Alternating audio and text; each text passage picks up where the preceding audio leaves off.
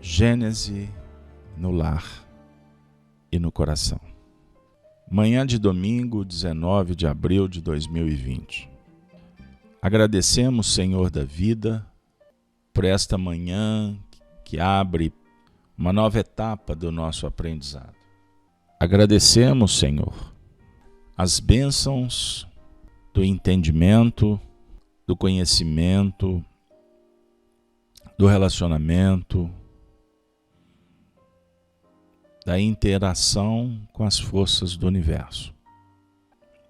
Em oração, estamos em busca de qualificar a onda do pensamento pelos sentimentos nobres que projetam o nosso ser em busca da renovação, da transformação, na dinâmica operacional da caridade, da socialização, desenvolvimento de habilidades, mudança interior, favorecendo a saúde dos nossos corpos, perispírito, corpo físico.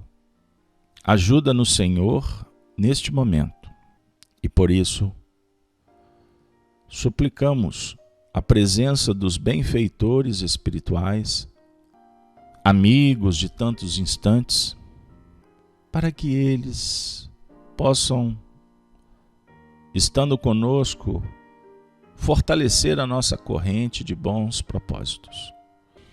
E assim, na dinâmica do amor, na expressão genuína da luz, pela pureza da alma, possamos também endireitar as veredas, trabalhar as imperfeições morais, nos colocando como novos servidores, novos seres, entrando na era do Espírito. Senhor, que Jesus, o nosso Mestre maior, possa se fazer cada vez mais vivo na nossa trajetória. E assim, rogamos que a mensagem do dia cale fundo, nos inspirando, nesse momento em que se abre para o novo dia. Obrigado, Senhor, que assim seja. Querida amiga, querido companheiro, você que está inscrito ou nos visitando pela primeira vez no canal Gênese, compartilhe essa ideia do bem, para que juntos possamos estarmos juntos daqueles que amamos, de corações que podemos oferecer as nossas vibrações, as nossas experiências e também o conhecimento que tem nos visitado. O tema de hoje, capítulo 12 do Evangelho segundo o Espiritismo, amar os inimigos. Vamos fazer a leitura do item 2 que Allan Kardec selecionou, que se refere ao Evangelho de Lucas no capítulo 6, versículo 32 a 36. Se somente amardes os que vos amam, que mérito se vos reconhecerá, uma vez que as pessoas de má vida também amam os que as amam? Se o bem somente fizerdes aos que vô-lo fazem, que mérito se vos reconhecerá, dado que o mesmo faz a gente de má vida? Se só emprestardes àqueles de quem possais esperar o mesmo favor, que mérito se vos reconhecerá? Quando as pessoas de má vida se entreajudam desta maneira para auferir a mesma vantagem, pelo que vos toca, amai os vossos inimigos e fazei bem a todos e auxiliai, sem esperar coisa alguma. Então, muito grande será a vossa recompensa e sereis filhos do Altíssimo, que é bom para os ingratos e até para os maus. Sede, pois, cheios de misericórdia, como cheio de misericórdia é o vosso Deus. Jesus em Lucas. O item 3, comentário de Allan Kardec. Se o amor do próximo constitui o princípio da caridade, amar os inimigos é a mais sublime aplicação deste princípio, porquanto a posse de tal virtude representa uma das maiores vitórias alcançadas contra o egoísmo e o orgulho. Entretanto, há geralmente equívoco no tocante ao sentido da palavra amar nesse passo. Não pretendeu Jesus, assim falando, que cada um de nós tenha para com o seu inimigo a ternura que dispensa a um irmão ou amigo. Ternura pressupõe confiança. Ora, ninguém pode depositar confiança numa pessoa sabendo que esta lhe quer mal. Ninguém pode ter para com ela expansões de amizade sabendo-a capaz de abusar desta atitude. Entre pessoas que desconfiam uma das outras, não pode haver estas manifestações de simpatia que existem entre as que comungam das mesmas ideias. Enfim, ninguém pode sentir em estar com um inimigo prazer igual ao que sente na companhia de um amigo. Há diversidade na maneira de sentir.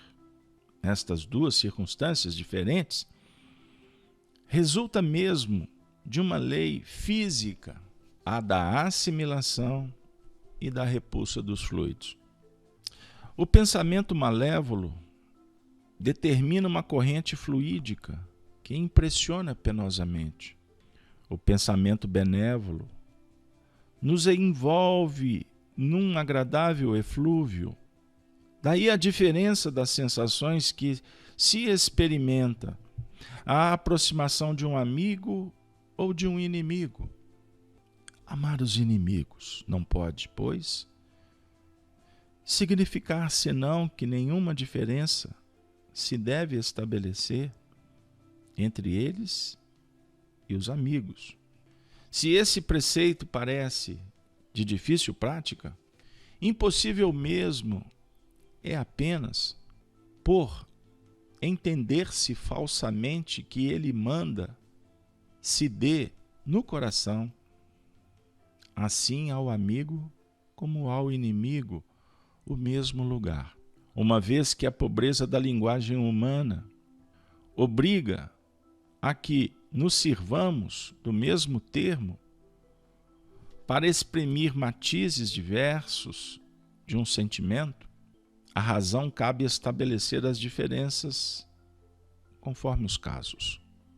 Amar os inimigos não é, portanto, ter-lhes uma afeição que não está na natureza, visto que o contato de um inimigo nos faz bater o coração de modo muito diverso do seu bater ao contato de um amigo. Amar os inimigos é perdoar-lhes, sem pensamentos ocultos e sem condições, o mal que nos causem. É não opor nenhum obstáculo à reconciliação com eles. É desejar-lhes o bem e não o mal. É experimentar júbilo em vez de pesar com o bem que lhes advenha. É socorrê-los em si apresentando a ocasião. É abster-se, quer por palavras, quer por atos, de tudo que os possa prejudicar. É, finalmente, retribuir-lhes sempre o mal com o bem, sem a intenção de os humilhar. Quem assim procede, preenche as condições do mandamento. Amai os vossos inimigos. Evangelho é uma festa, um convite para uma nova vida. Portanto, uma dádiva sem comparação das que recebemos em humanidade, em sociedade. Allan Kardec traduz as palavras de Jesus numa linguagem que vai como uma flecha, direto na nossa intimidade, sem desvio, certeira, rápida, como uma semente que é inoculada, quando criamos as condições de recebê-la, uma terra que a acolhe e depois cobre, oferecendo nutrientes, energia, calor, tudo que a semente precisa para se tornar um ser, um princípio, uma virtude, um caráter, um destino, uma vida, um sopro renovador. Amar ao próximo constitui o princípio da caridade. E o que é a caridade? Agirmos com justiça, com amor e ciência. A caridade, nas expressões mais puras, é a benevolência, é a indulgência, é o perdão, é fazer luz junto com o próximo. Quando o assunto versa a condição do próximo que se tornou um inimigo, a própria condição de antagonismo já define que um dia foi amigo. Inimigo representa uma relação que se exauriu, que se perdeu, que foi modificada por pontos de vista, por comportamentos, por circunstâncias, por distanciamentos. Não importa. O inimigo significa aquele ponto a ser trabalhado, porque a inimizade caracteriza uma imperfeição, ou uma inabilidade, ou uma intenção que não foi a mais feliz, uma escolha inapropriada. Então, mediante ao livre-arbítrio e a ação, sempre haverá uma reação no sentido de forças que projetam o ser, mas ao mesmo tempo diz para cada uma das ações que há limites e que nem sempre estas ações são positivas. Podemos até dizer que todas as ações, elas têm as suas polaridades, as suas qualidades. Então, uma atitude pode reverberar acontecimento feliz, ou um estado de alma angustioso para o outro. A mesma escolha, o mesmo posicionamento. Então, o que deve ser estudado, analisado por nós? O que moveu a ação? A intenção. A intenção diz exatamente a pureza ou a escolha ainda pautada apenas no interesse pessoal. Amar sempre, mas é natural que teremos ternura, paciência, compreensão, uma dinâmica que flua mais com os nossos amigos. Com os inimigos é complexo, porque gera na relação desconfiança, medo, insegurança, aversão. Em síntese, vamos lidar com a antipatia. Antipatia, repito, é o movimento contrário e oposto à simpatia. Quando encontramos alguém que não tem nenhum histórico conosco, a relação é neutra. Não há nem simpatia nem antipatia. Mas quando esse sentimento surge, já caracteriza, já aponta que existiu uma relação que promoveu esse sentimento, seja nessa vida ou em outras existências. Por isso a gente costuma ter uma aversão ou uma admiração quando a gente encontra com uma pessoa pela primeira vez. Significa, então, que nós estamos reencontrando e a nossa percepção aciona a memória naquele exato momento. Você pode ser apresentado com todos os louros, ou o indivíduo pode ser demonstrado com todo agravo, com todo julgamento negativo. Quando as almas se reencontram, elas superam as notícias que vêm junto. Isso também vai mostrar na prática. Quando alguém chega num grupo, cada um vai reagir de uma forma diferente, de acordo com a memória. Quando este companheiro, esta irmã, é acolhida, que geralmente são reencontros grupais. Não é simples. A definir que há uma diversidade na maneira de sentir. Assimilação e repulsão. Então, podemos, para caminhar para uma reflexão final, dizer que o nosso psiquismo, ele opera como um fulcro que irradia, um fulcro energético. Então, o tempo todo ele está na dinâmica operacional. Ele gera, oferece, também assimila, porque recebe. Então, vivemos num mundo de interdependência e repercussão. Somos influenciados e influenciamos. Kardec vem então dizer que, tendo a clareza do processo, Jesus dá uma dica e em pleno século XXI, no dia 19 de abril do ano de 2020, nós estamos começando a ter mais claro o que ele falara com a ajuda do Espiritismo. A necessidade de pensar bem, de gerar luz, amor.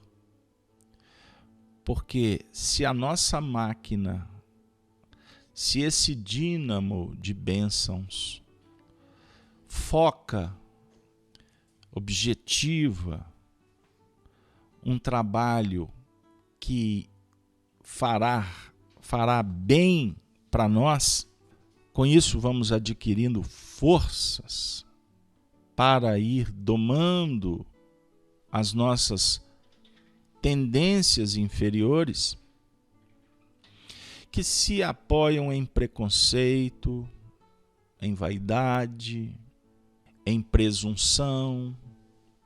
A gente cuidando desses aspectos, quando estivermos numa relação difícil, nós vamos ver claramente neste ou nesta que é tida ou tido como inimigo, uma grande oportunidade para a gente aprender a amar. E para o bom entendedor, um pingo é letra, podemos chegar na seguinte conclusão: que amar o amigo se torna um alimento muito especial, um incentivo único para que a gente possa sair para o campo e encontrar os inimigos. O egoísta pode julgar que é muito melhor estar com os amigos numa visão numa visão definitiva, numa visão imediatista. Mas para o filósofo, o discípulo que quer aprender, tendo Jesus como a fonte inesgotável e imaculada, portanto pura, perene, eterna, o grande lance é procurar os inimigos, porque os amigos nós já estamos muito bem, graças a Deus, com eles. O materialista quer ficar livre deles. A nossa comodidade quer espantar obsessores, ver se ele vai embora, Chega-se até torcer para o indivíduo morrer, para a gente ficar livre do problema. Concluímos dizendo, com Kardec, numa definição extraordinária que vale relembrar. Amar os inimigos não é, portanto, ter-lhes uma afeição que não está na natureza, porque tem que ser observada a natureza íntima.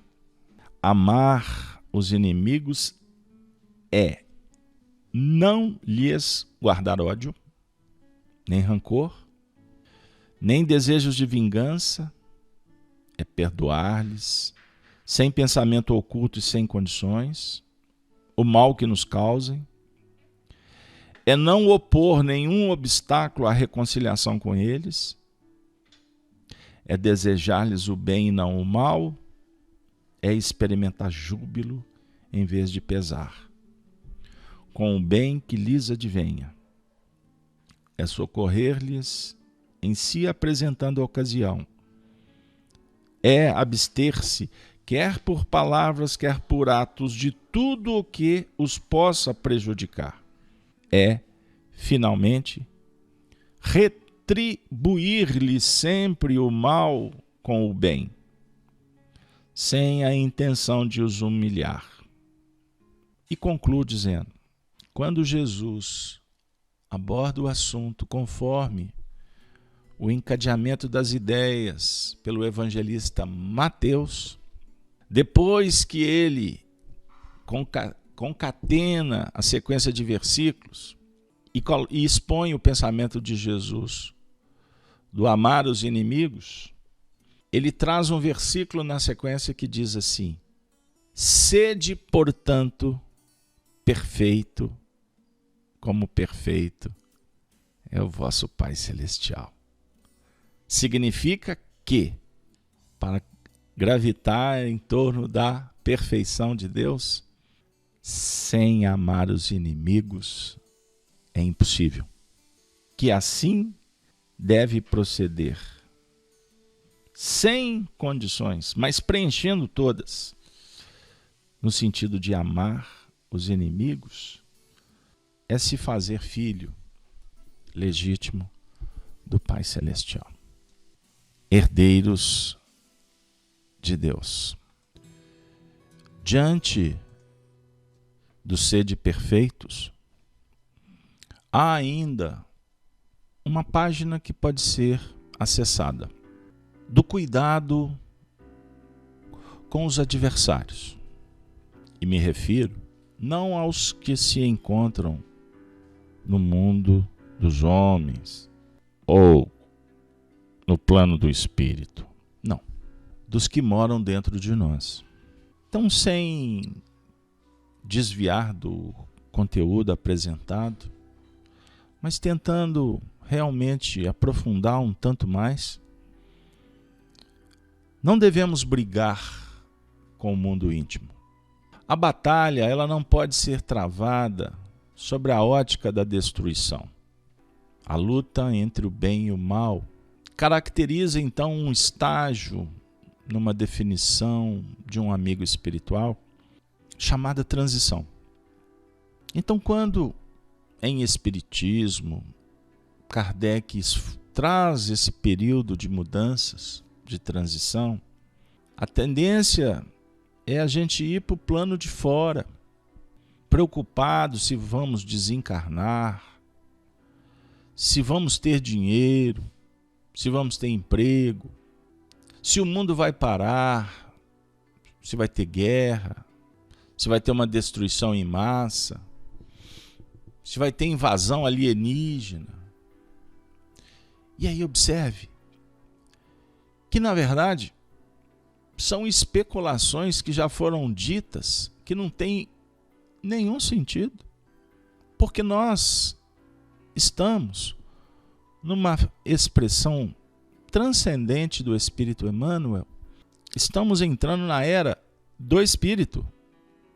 Então a era da matéria está ficando para trás. Isso para nós é motivo de extremo reconforto. Nós estamos dando um passo à frente E estas lutas é que vão favorecer o crescimento. Se nós convivemos apenas com afins, a gente não progride tanto. Agora, com os adversários, eles nos apontam exatamente os nossos limites e as imperfeições. O Espiritismo abre um painel importante, esclarecedor, quando afirma que no mundo espiritual as almas se reúnem por afinidade. Então, quando você e eu desencarnarmos, o nível de convivência, o espaço de trabalho, ele está sendo construído aqui agora. Não tem mágica. Não vai ser uma oração, uma bênção sacerdotal que você deixa de ir ou que você vai. Não, peraí. Esse movimento não pode ser retirado das nossas responsabilidades, porque é voltar para um estágio primitivo de uma fé cega, de um mundo medieval, sem recursos. Não. Nós não podemos permitir que a nossa mente entre em devaneios. Você tem a tecnologia, nós estamos usando a eletrônica, a automação cada vez mais projetada para o espaço, para a velocidade, para o conforto. Na área da ciência, microscópios cada vez mais sofisticados, a visão no cosmos pelos satélites, os remédios, os equipamentos em hospitais, são conquistas da intelectualidade humana, do raciocínio, da ciência. Então, nós não podemos continuar com os olhos, com o vínculo, apenas sobre o quanto energético, a posição do conforto, numa visão limitada entre berço e túmulo. Não. A era do Espírito é a era não para a gente conquistar ou viajar pelo cosmos, sob o ponto de vista material, mas adquirir autonomia e capacidade para administrar o mundo íntimo. Então não devemos sofrer, reclamar, sermos rebeldes, porque estamos diante de um espelho. E se antes estávamos enganados pela aparência jovial, bela, talvez mais velhos, essa ilusão cai e a gente tem que ver as rugas, ou não ter aquela musculatura de então, não conseguir correr tanto, ter tanta energia para fazer. É porque o próprio impedimento das leis naturais, do corpo físico, apenas para falar desse vaso bendito, nós temos que passar por cima desses limites. Porque você continua vivendo, você continua reencarnado. Mas você não tem que fazer adaptações? Não dá para entrar no ônibus como entrava antes. Então, se for o caso, me ajuda aqui, meu jovem. Eu não posso correr o risco de ficar sem o cinto de segurança, porque se eu cair e quebrar a perna, não posso não recuperar mais por causa da minha idade. Isso não se chama cuidado, adaptação? Mas ao mesmo tempo, nós, as pessoas mais velhas têm a internet para viajar, para se comunicar, o que antes não era possível. Mas não fica só na internet. Lembre-se que ela pode estar te tomando um tempo fabuloso para você ler um livro que favorece muito mais para que você mergulhe dentro de você mesmo. Que você não vai ficar perdido em informações. Você vai estar trabalhando com sensibilidade, é outra coisa. Portanto, amar inimigo, na verdade, é ser benevolente, indulgente e perdoar diante das próprias imperfeições. Para isso, precisamos de nos educar. E concluímos amanhã, trazendo o benfeitor Emmanuel no livro Fonte Viva, na lição 30ª, intitulada Educação, ou Educa. Na semente minúscula reside o germe do tronco benfeitor. No coração da terra, há melodias da fonte. No bloco de pedra, há obras-primas de estatuária. Entretanto, o pomar reclama esforço ativo. A corrente cristalina pede aquedutos para transportar-se incontaminada. A joia de escultura pede milagres do buril. Também o Espírito traz consigo o gene da divindade. Deus está em nós. Quanto estamos em Deus? Então Deus está em nós na mesma proporção que estamos nele. Aqui tem uma equação. Mas, para que a luz divina se destaque da treva humana, é necessário que os processos educativos da vida nos trabalhem no empedrado caminho dos milênios. Somente o coração enobrecido, no grande entendimento, pode vazar o heroísmo santificante. Apenas o cérebro cultivado pode produzir iluminadas formas de pensamento. Só a grandeza espiritual consegue gerar a palavra equilibrada, o verbo sublime e a voz balsamizante. Interpretemos a dor e o trabalho por artistas celestes de nosso acrisolamento. Educa e transformará a irracionalidade em inteligência, a inteligência em humanidade e a humanidade em angelitude. Educa e edificarás o paraíso na terra. Se sabemos que o Senhor habita em nós, aperfeiçoemos a nossa vida a fim de manifestá-lo. Pai nosso que estais nos céus, santificado seja o vosso nome. Venha a nós o vosso reino. Seja feita a tua vontade, aqui na terra como nos céus. O pão do corpo e do espírito nos dê sempre. Perdoe, Senhor. Perdoe, Senhor, na proporção que aprendermos a perdoar, compreender e abençoar. Não nos deixes, pelas vias do trabalho e do conhecimento, da consciência e da sensibilidade, da determinação, da vontade, cairmos nas tentações, nessa força magnética do egoísmo que está dentro de nós.